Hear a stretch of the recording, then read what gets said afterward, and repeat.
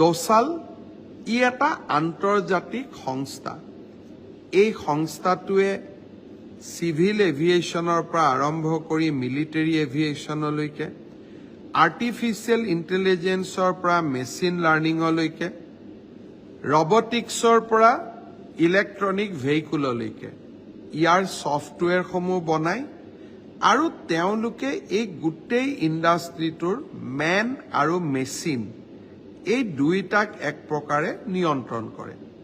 ভাৰতত এয়াৰফ'ৰ্চে লোৱা ৰাফেলৰ দৰে বিমানৰো যিটো ক'ব লাগে যে অপাৰেশ্যন এণ্ড মেইনটেনেন্সৰ যিবিলাক বেকৰুম কাম এই ডাছেল বুলি ইণ্ডাষ্ট্ৰিটোৱে কৰে আৰু তেওঁলোক এটা আন্তৰ্জাতিক সংস্থা।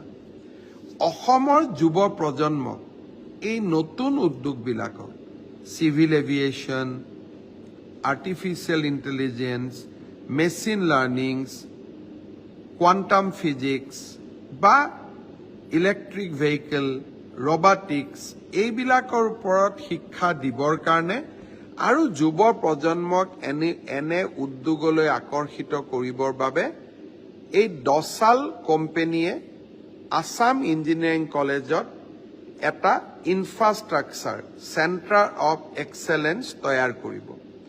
ইয়াত তেওঁলোকে 200 কোটি টকা ব্যয় কৰিব আৰু অসম চৰকাৰে 40 কোটি টকা ব্যয় কৰিব।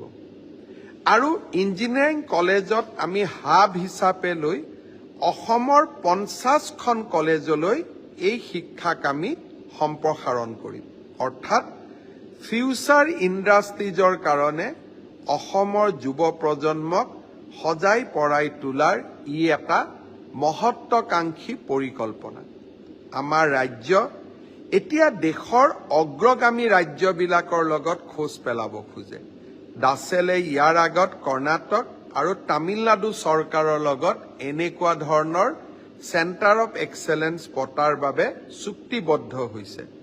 আমি অসম তৃতীয়খন ৰাজ্য যি এনে ধৰণৰ অত্যাধুনিক চেণ্টাৰ অফ এক্সেলেঞ্চ স্থাপন কৰিবৰ বাবে আগবাঢ়ি আহিছে।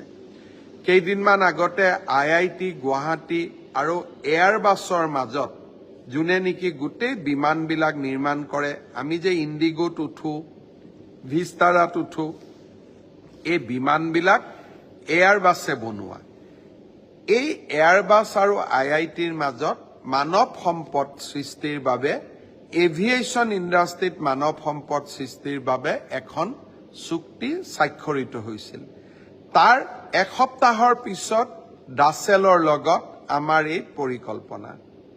অসম আকৌ উন্নতিৰ পথত, জয় অসম বোল। এই ধৰণৰ নীতিক সৰুগত কৰি আজি আমি আগবাঢ়ি গৈছো।